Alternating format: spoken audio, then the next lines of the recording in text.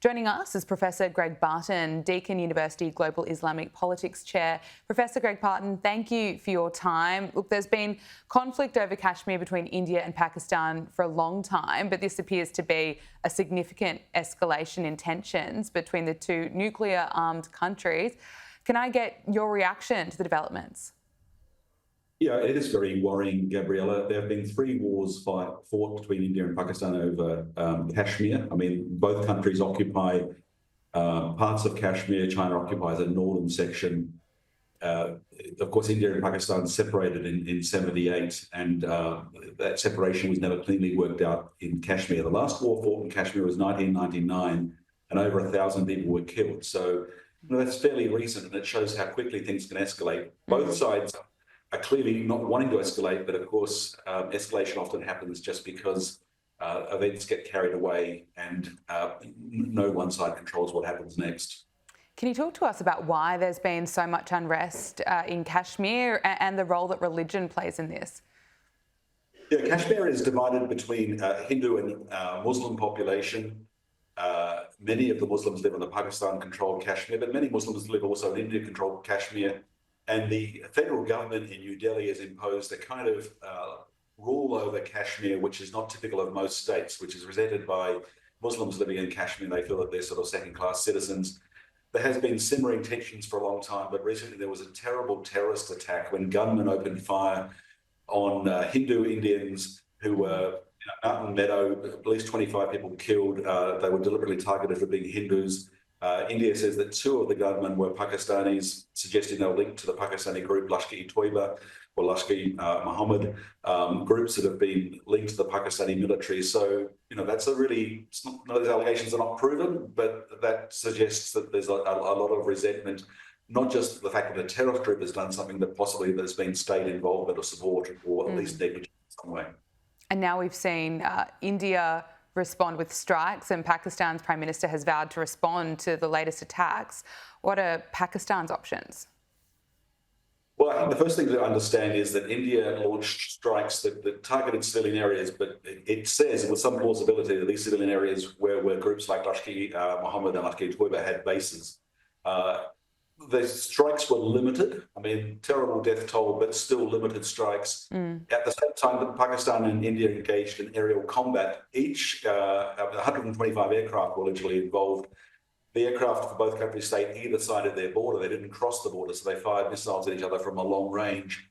Pakistan says that 3 of the sophisticated French-made Rafale jets were shot down and 2 other aircraft and a drone. Now, this is an important detail, apart from what it means in terms of understanding the military power of these nations and this equipment, because it means that Pakistan has an off-ramp. It can plausibly claim we've inflicted major damage on the Indians.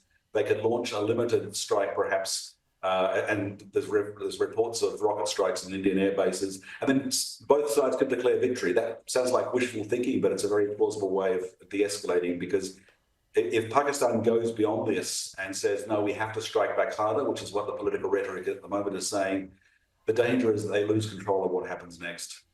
And that is the danger, that, there is so much concern that both sides are nuclear-armed countries.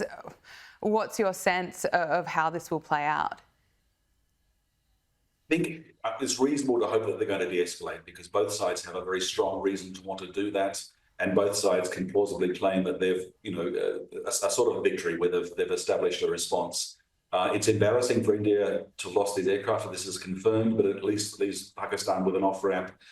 But, Gabriella, we're not living in ordinary times. We don't have the normal assurance that America will step in and use back-channel diplomacy through both countries that it has friendly relations with to de-escalate. That level of confidence is not there at the moment. We've got this terrible war between Russia and Ukraine, where Pakistan and India have taken different sides. There's a real sense of uncertainty in global affairs at the moment. So, had this occurred several years ago, we'd be very concerned. It's even more concerning that it's happening now in May of 2025, when the world is in such disarray. Well, the US President, Donald Trump, has spoken about the conflict. Let's just take a listen to what he had to say. India and Pakistan, what's your position? Oh, it's so terrible. My position is I get along with both. I know both very well, and I want to see them work it out. I want to see them stop And hopefully they can stop now. They've gone tit for tat, so hopefully they can stop now. But I know both. We get along with both the countries very well, good relationships with both, and I want to see it stop. And if I can do anything to help, I will be there. US officials say that they've been in touch with both sides and they're urging the countries to work towards a responsible resolution. I suppose, are you surprised to see the US take more of a hands-off approach here? Yeah, it's very disturbing, Gabriella. I mean, what President Trump said, of course, is good sentiment, but, the president gets a daily presidential brief. He'd said before that, those comments, that he just, heard this news coming into the Oval. It doesn't suggest a president in the mould of Ronald Reagan or George Bush fully in charge. Having said that, the response from the US administration officials, Pentagon officials, suggests that more work's been done behind the scenes, as you would expect. But this echoes this point that we are in uncertain times. That normal confidence we have in America making the right choices isn't there at the moment. You say we're in uncertain times. Is it likely that other terrorist groups could see this as an opportune time to strike? Absolutely. We've got a terrible situation in Afghanistan where Al-Qaeda and Islamic State both have very strong presence. The troubles in Pakistan, which this could escalate, lead to a porous border. Of course, we've got the tragedy of the Middle East, Islamic State surging across eastern North Africa. There's lots of reasons for somebody to feel that now is the time, if they're drawn to these extremist groups, are involved in their networks, to feel that now's the time to launch a strike. This is a moment of opportunity.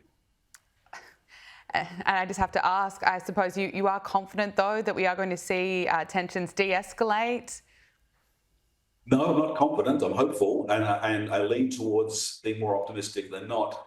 But we could see a regional war, as we saw, at least a very limited war, as in 1999, still 1,000 lives lost. But we could see something spiral downwards from that and become very much worse very quickly.